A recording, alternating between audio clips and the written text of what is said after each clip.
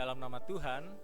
Saat ini kita akan merenungkan firman Tuhan melalui pelajaran sekolah Sabat, dan saya akan meringkaskan pelajaran sekolah Sabat pada hari ini, hari Minggu 8 Agustus 2021.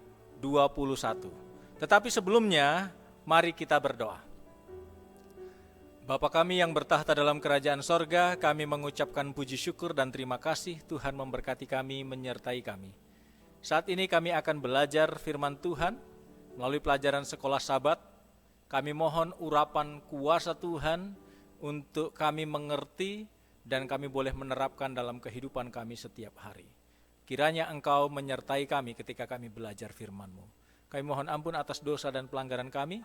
Doa ini kami persembahkan dengan percaya di dalam nama Yesus Tuhan dan Juru Selamat kami. Amin.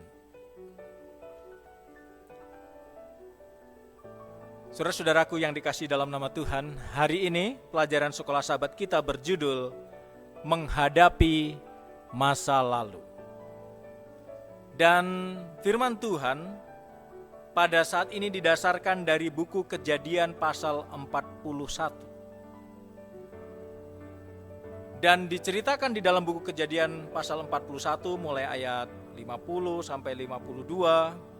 Lalu juga Kejadian pasal 42, ini bercerita tentang Yusuf. Dan ketika kita berbicara mengenai Yusuf, apa yang terjadi dengan Yusuf? Yusuf yang dilecehkan oleh keluarganya, oleh karena dia masih hidup, tapi diberitakan kepada bapaknya bahwa dia ini sudah mati dimakan binatang buas. Padahal dia ini masih hidup. Bayangkan saudara-saudara, orang hidup diberitakan bahwa dia ini sudah meninggal. Dan ini dengan kesengajaan dari saudara-saudaranya. Yusuf dibawa ke Mesir dalam ceritanya.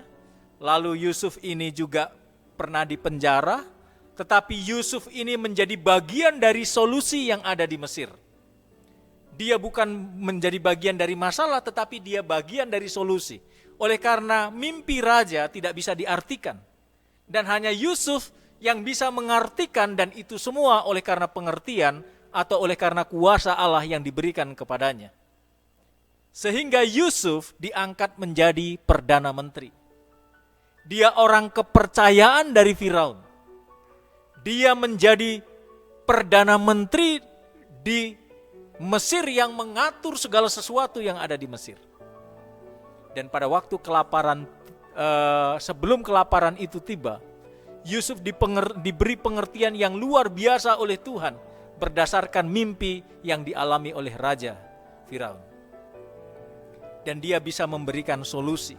Dia membangun gudang-gudang besar untuk hasil pertanian, karena Tuhan memberikan pengertian bahwa selama 7 tahun ada masa kemakmuran, dan nanti ada 7 tahun masa kelaparan. Yusuf bagian dari solusi. Dan ketika kelaparan tiba, apa yang terjadi? Saudara-saudaranya datang ke Mesir untuk menghadap kepada pimpinan atau penguasa di Mesir untuk mendapatkan bahan makanan. Tetapi apa yang terjadi saudara-saudara? Mereka tidak tahu bahwa yang menjadi Perdana Menteri, yang menjadi penguasa di situ setelah Firaun adalah Yusuf. Mereka tidak kenal dengan Yusuf. Sebagai orang yang punya kekuasaan, sudah tentu Yusuf bisa membalas dendam. Dia bisa ingat, dia sangat ingat masa lalu ketika keluarganya melecehkan dia, ketika dia dianggap mati oleh keluarganya, ketika dia dijual kepada kafilah pada waktu itu. Dia ingat semua peristiwa itu. Dan dengan kuasanya sebenarnya dia bisa untuk membalas dendam kepada keluarganya.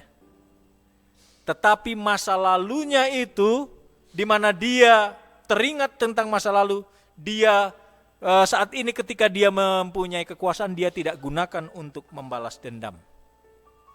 Dia mulai lihat saudara-saudaranya, dia tanya mengenai bapaknya, dia tanya keadaan adiknya Benyamin, dan dia lihat bahwa ada perubahan-perubahan di dalam hati saudara-saudaranya.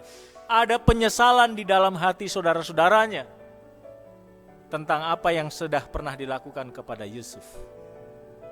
Dan itulah yang membuat Yusuf tidak terjebak di masa lalu. Dia tidak terjebak untuk membalas dendam kepada saudara-saudaranya.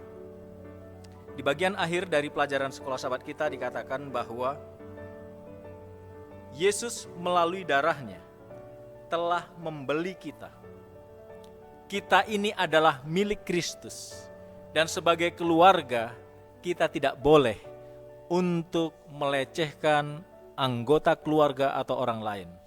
Kita tidak boleh terjebak di dalam pelecehan kepada keluarga, baik itu dendam ataupun pelecehan seksual di dalam keluarga. Saudara-saudara, ini yang menjadi pelajaran bagi kita, bahwa ketika kita ditebus oleh Kristus, Kristus mengampuni semua dosa kita, kita milik Kristus, maka hati kita harus diperbaharui dengan melupakan masa lalu, tidak terjebak di dalam iri hati, balas dendam, dan kita menjadi umat Tuhan yang tetap setia kepada Tuhan sebagaimana yang Yesus ajarkan. Kiranya Tuhan memberkati kita. Amin.